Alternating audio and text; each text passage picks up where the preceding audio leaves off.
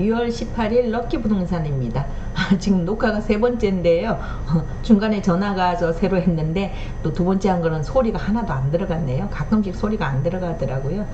그래서 세 번째인데요. 오늘은 상곡 5구역 전세안권 매매 재개발 투자했는데 저도 이렇게 재개발 부평에 방송 많이 하지만 부동산이 이제 기다리는 직업이잖아요. 그러다 보니까 이제 유튜브도 많이 봅니다. 전문 부동산 젊은 친구도 굉장히 똑똑한 사람들 많거든요.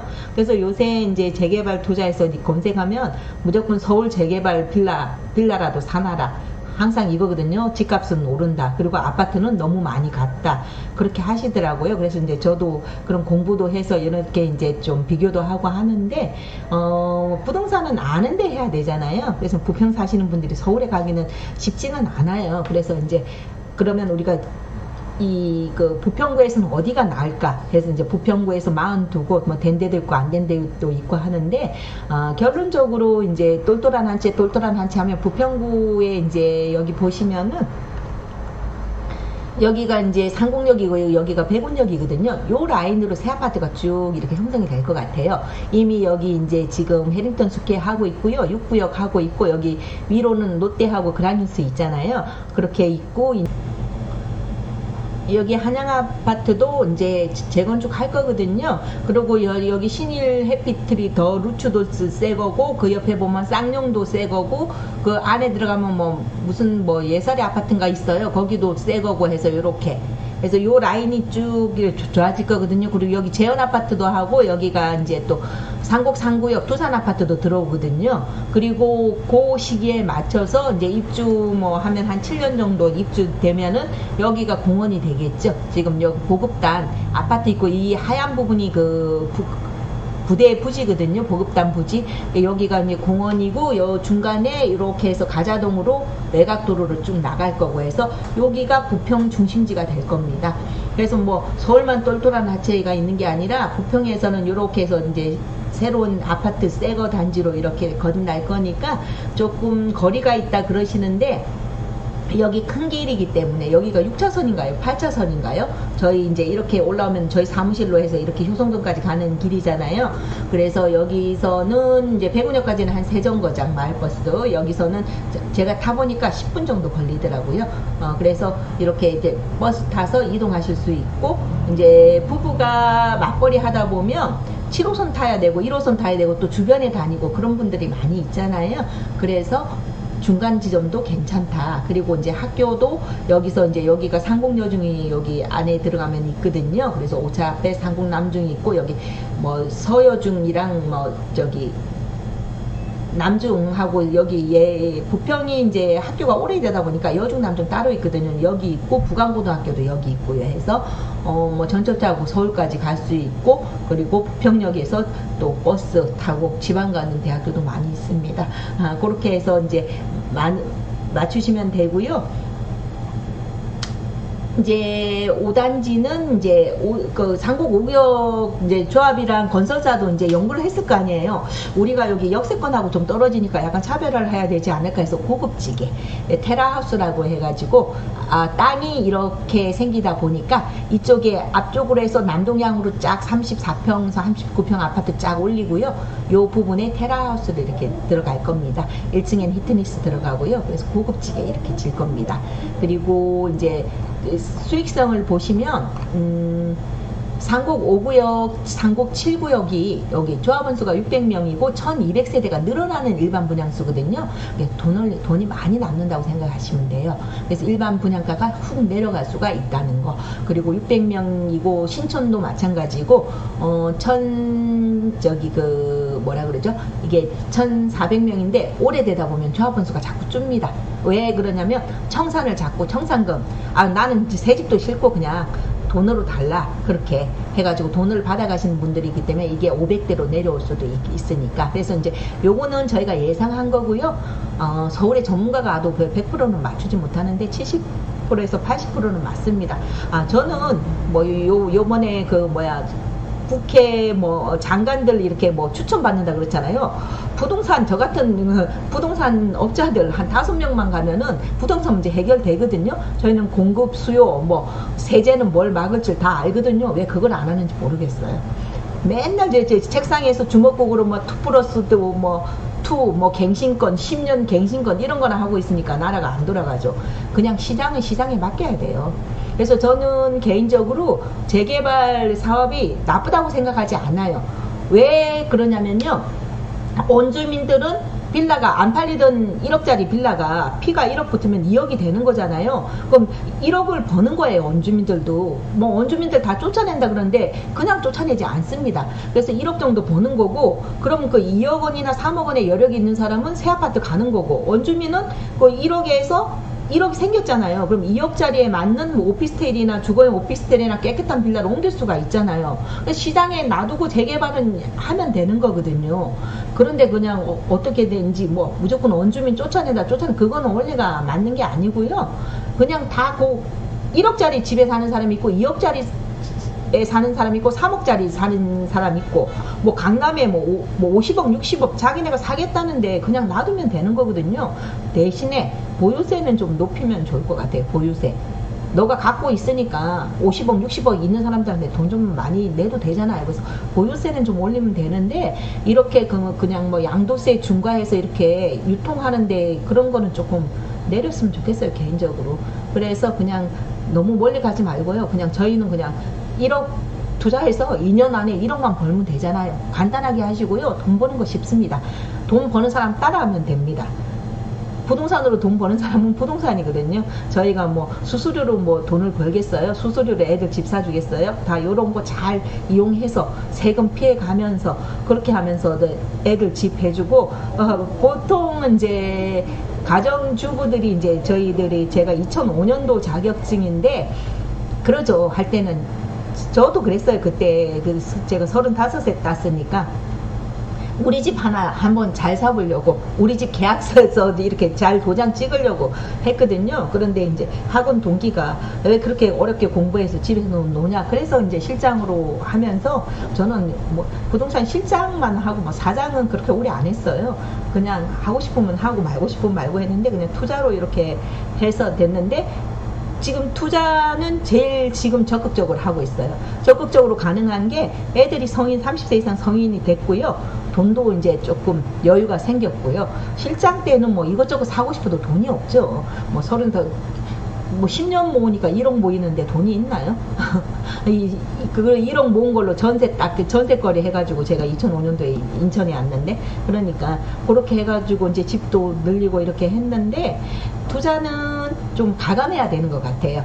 지금은 그 생각을 하는데, 지금은 제가 만약에 오른다는 확신만 있으면 뭐 2억 3억 번다 그러면 월세 살면서도 뭐 월세 뭐 3천 4천 월세 비용이 나가더라도 2억 벌면은 그거는 할 수 있을 것 같아요. 근데 참 말처럼 쉽지는 않습니다. 그래서 이제 돈이 없어서 뭐 투자 못한다 이거는 아닌 것 같아요. 돈 없으신 분들도 하시는 거 많이 봤거든요. 돈 없으셔도 마음만 있으시면 다 방법이 생기더라고요, 요새. 그래가지고 뭐 이렇게 재개발 물건도 피가 좀 비싸더라도 뭐 도로 뭐 건물만 있는 거 이런 거는 감정가가 3천 5천짜리도 많거든요. 그래서 저 두 분이나 그런 분 봤어요. 돈이 없어가지고 도로 물건을 산 거예요. 5천 뭐 6천, 도로는 한 7천 아래 그렇거든요. 그런데 수익률은 훨씬 높죠. 그래서 그분들은 이제 이렇게 그분들도 경험이 있으니까 뭐 중도금까지만 어떻게 버티면은 뭐 잔금은 뭐 전세를 놓든 뭐 대출을 받으면 된다. 그 공부가 되니까 그렇게 하셨더라고요. 그래서 이제 그라일스 같은 경우도 뭐 반지하 3천짜리를 피를 5천 주고 사셨다 그러더라고요. 그럼 8천 투자해가지고 뭐 추가 분담금 내고 해서 얼마 정도 들어갔습니까? 그러니까 한 3억 정도 들어갔는데, 조합원권 맨 앞동 213동이니까 뭐 5억 5천을 받는다고 치면은 2억 5천은 남는 거잖아요. 근데 8천 투자해서. 근데 그분이 나이가 많으시는데 아주 저기가 스마트 하시더라고, 생각이. 그래서 이제 먼저 아들은 이제 아파트 갭 투자해서 몇 년 전에, 그때는 갭 투자가 또 저기 대세였거든요. 막 2천, 3천 들어갈 때. 제가 2014년도에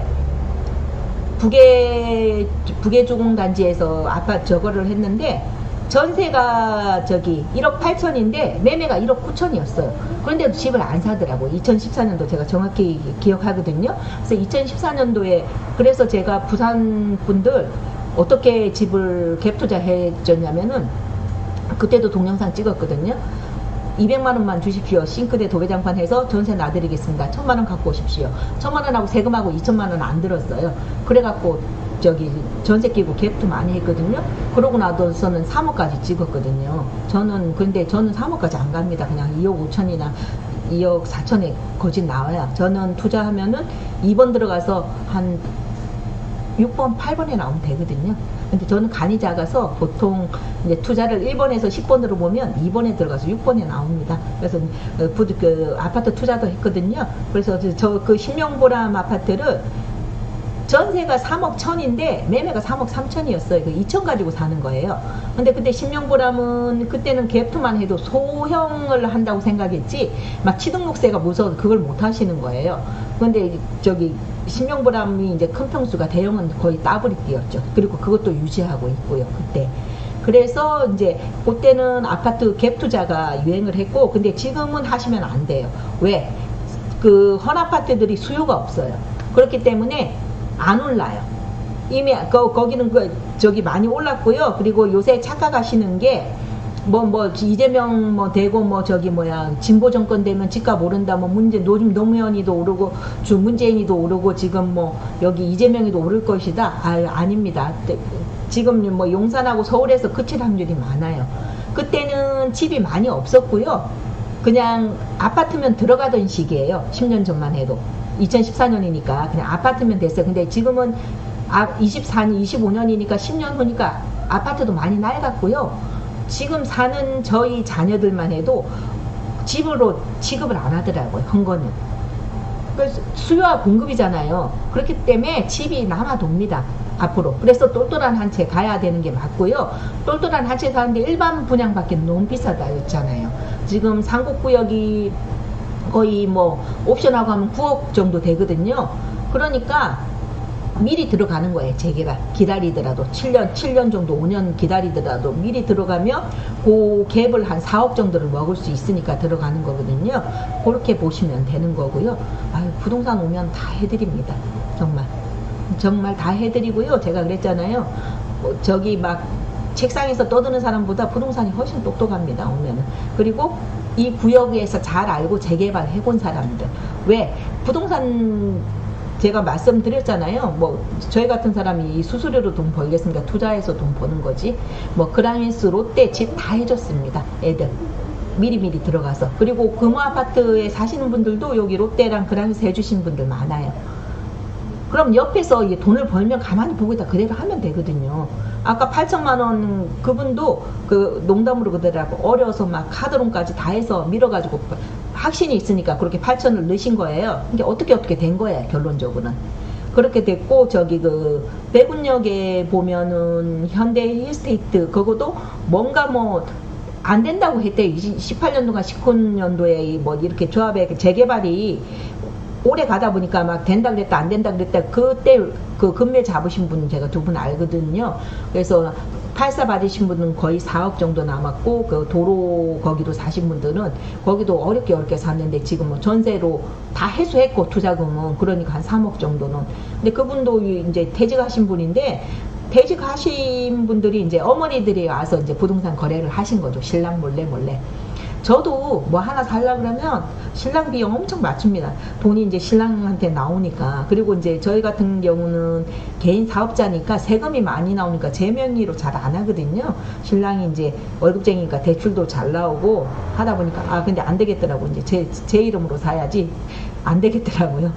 그래서 어느 집이든 신랑이 이게 허락이 안 떨어져서 싸우기 싫으니까 잘 되면 내 탓 못 되면은 저거라고 해서 안 하시는데 그냥 한 1억 정도 갖고 있으시면 거짓말도 하면서 오셔가지고 특히 그냥 애들하고 쏙닥쏙닥 해서 애들 앞으로 해주셔요. 애들 앞으로 해주는 게 좋습니다. 30세 이상 직장만 있으면 되거든요. 28살이라도 직장만 있으면 이런 투자가 없어요. 어제도 제가 빌라 거래 하나 했는데 3억 2억 4천에 21년도 비쌀 때 샀더라고요. 서울 빌라인데 21년도에 해가지고 2억 4천에 사서 3억 2천에 파는 거예요. 그럼 8천만 원이잖아요. 그럼 일반 가세일 거예요. 그냥 일반 가세 내더라도 내가 그래 농담으로 그랬어요. 저는 이제 손님들 오면 그냥 신혼부부들 전세 많이 놓잖아요. 그러면 진짜 아들 딸 같아요. 그래서 이제 전세자금 대출 같은 거 이런 것도 좀 싸게 해서 잘 많이 맞추고 하는데 은행 이자보다 훨씬 낫지. 그냥 손님한테 그랬더니 아유 훨씬 낫죠 그러더라고요. 그래서 거기는 뭐 아파트도 해놨더라고요. 35인데 부모님이 부동산 하신대요. 그러니까 이렇게 길잡이를 해주시면 좋거든요. 근데 부동산만 길잡이를 해줄 수 있는 게 아니고요. 유튜브 너무 잘 돼 있어요. 그래서 이제 저도 공부도 많이 하는데 보면은 이제 서울의 아파트 값은 뭐 15억에서 20억이니까 그거는 안 되니까 어쩌겠습니까? 그래서 재개발, 미래 가치가 되는 거, 미래 돈 될 거를 사줘라, 미리 사줘라. 그래서 심지어는 뭐 애들, 중학생 이런 애들은 증여세 미리 내고 사놓기도 한다고. 부동산 투자 많이 하시는 분들은. 그리고 뭐 일시적 1가구 2주택 3년 비과세잖아요. 그것도 이용하시면 좋고요.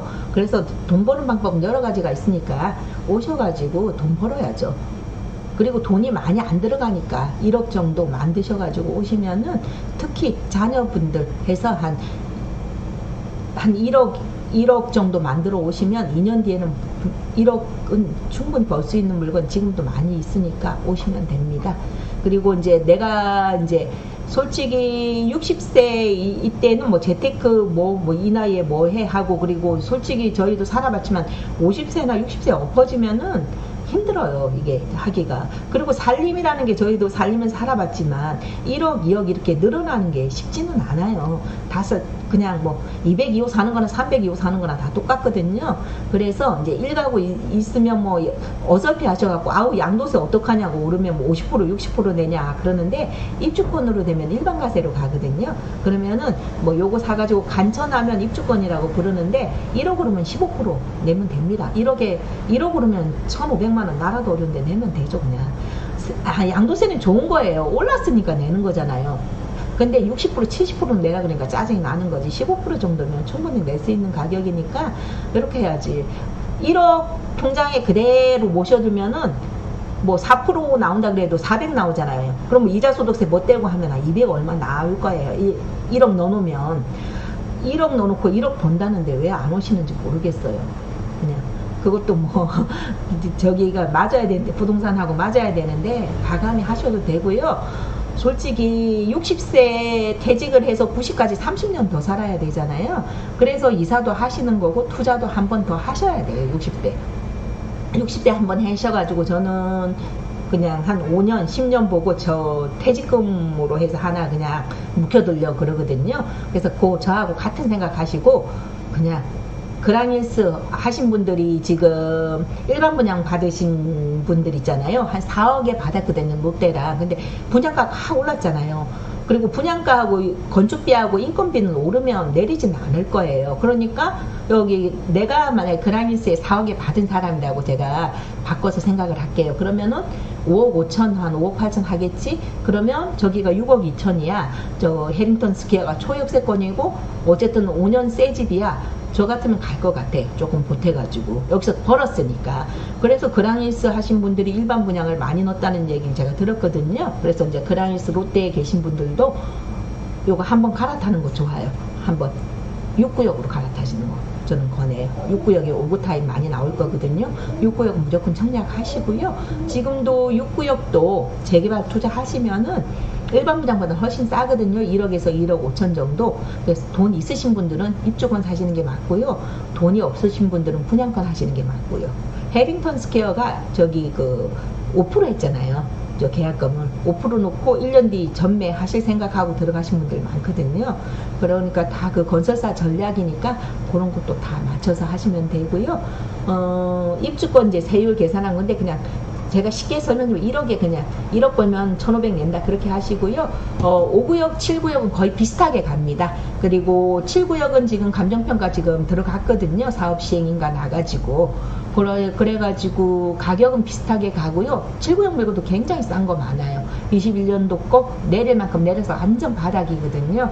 그래서 7구역도 투자하시는 거 한 1억 선에서 가능하고, 계산해 보면 한 5천에서 7천 정도 피가 붙었다. 피로 계산하니까. 근데 사업 시행 인가 나면 무조건 1억 이상, 관리 처분 인가 나면 1억 5천에서 2억 이상. 그냥 그거는 다 재개발 그 절차별로 그 정도 간다고 해서 그 시장에서 그 인정하고 그런 가격이거든요. 그래서 그렇게 보시면 됩니다. 그리고 이제 5구역에서는 이제 이게 제일 좋은 물건인데, 매매가 1억 6천인데 전체 6천이니까 1억 들어가는 거죠. 1억 들어가니까 이게 제일 좋은 물건이고요. 1억 7천짜리 5천이니까 1억 2천 들어가는 거, 그거 좋은 물건도 있습니다. 그래서 그거는 이제 원하시는 거. 그리고 요거는 간평 좀 센 건데 전세가가 싸죠. 그런데 이제 초기 필요 자금이 1억 5천 들어가는 거. 그래서 이제 좋은 거는 다 팔렸고, 이제 제일 싼 거, 좋은 거부터 이제 올리고 있습니다. 그래서 6구역도 어제 뭐 7억 B 나오는데 이제 2억 9천 나오더라고요. 2억 8천, 2억 9천 그렇게 나오거든요. 그럼 그 가격이 된 거예요. 그런데 작년이랑 그 23년도에 안 좋을 때 2억 천에 사신 분들도 많죠. 7호B 도로 같은 거. 그럼 돈도 작게 들어가고. 그래서 저는 부동산은 쌀 때, 바닥 다질 때 사는 게 제일 좋은 것 같아요. 바닥 막 다지거든요. 그러면 오르기 시작하면 속도 붙으면 많이 오르거든요. 바닥 다지는 지금 시점인 것 같고요. 5구역 지금 들어가면 사업 시행인가 직전이고, 시공사는 저 포스코하고 자인데, 여기가 역세권하고 좀 멀다 보니까 좀 고급진 아파트로 34평 쭉 해서 남동향으로, 그리고 여기 테라우스 하는 걸로 하니까 많이 하고, 3069역 일반 분양하고 모델하우스 질 때쯤 아마 5구역 바람 확 불 겁니다. 그때 사시면 이미 훅 3, 4천 올라갔거든요. 3, 4천 못 벌잖아요. 저 연봉인데 3, 4천. 그러니까 미리미리 오십시오. 그리고 1억 놔두면 화폐 가치가 떨어지기 때문에, 지금 돈 더 푼다 그러잖아요. 그럼 1억 가치가 안 되잖아요. 1억 가치가. 그렇지만 부동산은 오르잖아요. 그런 면에서 지금은 뭔가를 한 개씩은 더 잡아야 될 때. 그래서 럭키 부동산 오시면 충분히 설명드리겠습니다. 럭키 부동산이었습니다.